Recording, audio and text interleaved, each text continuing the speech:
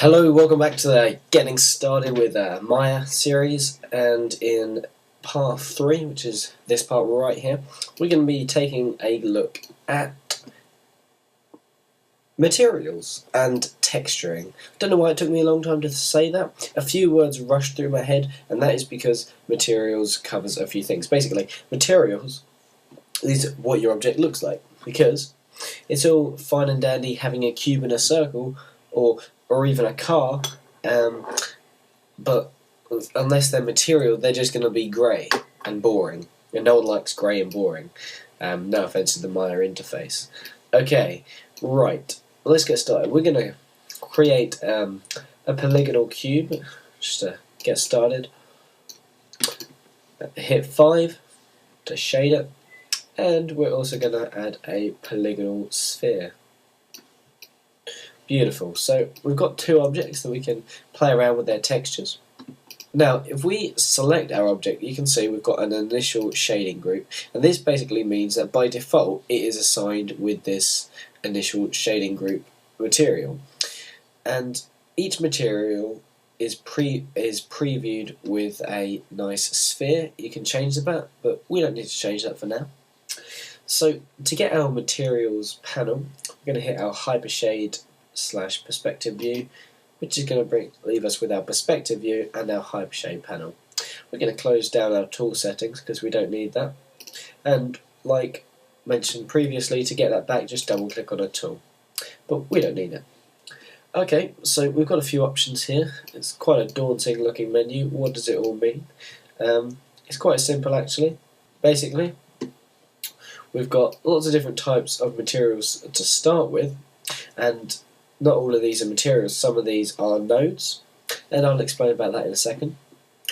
And then we also have our starter shades. So for instance, this is the material that gets assigned to every new object. This is the material that gets assigned to every new particle, and a shaded glow, but we don't need to worry about that. So we can delete these, but we don't want to. We want to leave these looking their grey default colours. What we want to do is create a new object, a new material, and we're going to choose Blinn. If you don't know what you're after, either go for Blinn or Fong. I believe Blinn is a bit more of a matte colour, but don't quote me on that. Right, so at the moment it's looking pretty grey. We want to change that. We can go over to our attributes editor. If you can't see it, then click this button here and this one, click them both, mess around until you can see it. We're going to right click, and we've got a cool colour selecting spin wheel menu thing. At the moment this is where the colour's at. Let's just change it to red for now, and as you can see, this colour has been updated both here, here and also here. Now basically, like mentioned previously, we've got our attributes editor where we can change the settings, i.e. in this case we're changing the material settings. We've got our materials, which is the just all of our materials in this project all lined up, very nice. And then we've got our work area. Now the work area shows you all the nodes in a material. Now if you don't know what a node is, basically a node is a thing, and everything you do creates a new node. It's easier to explain when compositing. If you check out one of my Shake tutorials, I talk about nodes. Basically everything you do creates a new node. For instance, say you wanted to use a file as your texture, that would create a file node, which would then be linked back to this, our Blinn 1 node, because whatever this is the final output, and it's shown here. But that will make more sense as you use Maya more. For now, all you need to know is how to get around. So we're going to choose our object, and we're going to hold down our right mouse button over our Blinn. We can do it here or here.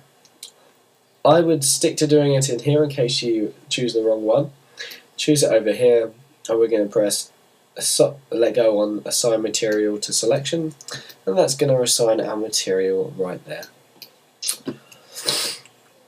we can also assign it to this, but maybe we don't want to. Maybe we want to create a much better texture, because at the moment this is actually the same texture that we had to begin with, almost, but just red. So we're going to create a bit more of an interesting texture. We're going to clear our work area, and to do that, there we go, clear graph, choose that one. Okay, so now we're going to create a new blend, which is going to create a new material up here and getting us started in new work area. So in the settings, in the attributes editor, we're going to boost this up to a white colour. I want to see what I'm doing from the start, so we're going to assign it to the material right now, and now double click on our blend to get it into our attributes editor. Lots of things we can do. We can change the transparency, and as you can see, that makes the circles see-through, good for maybe bubbles or something, but we want to keep it opaque. You can add specular. If you don't know what specular is, basically what that is that it's the shiny bit on the object. So say you had a really glossy bull, which we can create now, then you want to create a really nice sharp specular.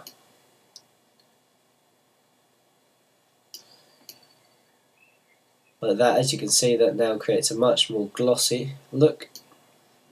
Change our specular colour to pure white, and now we've got a nice looking colour.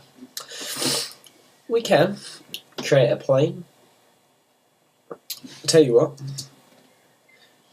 go into our orthographic views, go into the front view, and we're going to create a plane like that. That way our plane, when we go back into this perspective, is side on. We're going to scale that. If you don't remember from last time, the scale tool is R. Hit R to go into scale, like that, W to move it, and push it behind our objects. And what we're going to do with this one is we're going to give it an image. So go back into our hypershade view, which is this button here, create a new, clear our work area, and create a new blend. And where it says colour, we're going to choose this checker box. This is going to give us some more options. It's going to allow us to add a node for the colour, which is what we want. And we want a file node. And that is this one right here, file.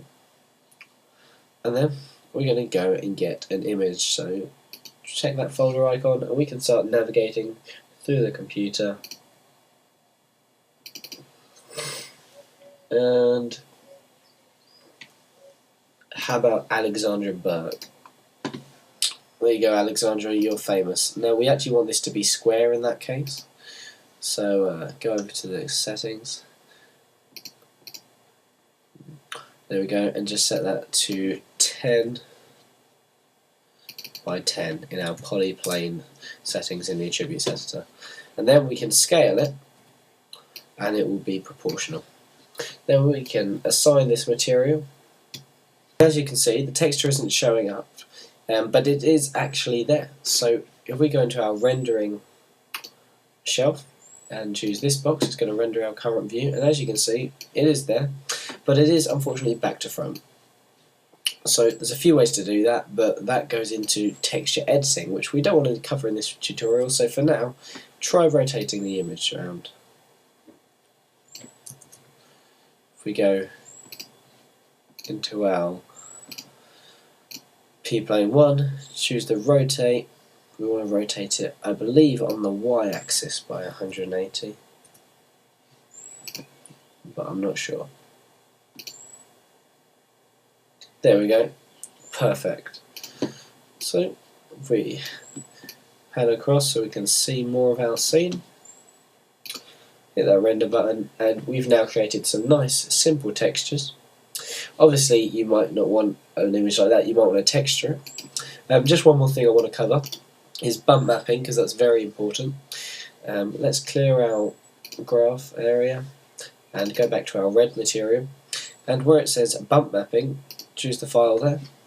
We're going to use file again. There's obviously lots of options, and I encourage you to spend some time experimenting. And for the bump depth, choose. In fact, we don't need a node for that. We can literally just boost that up a bit.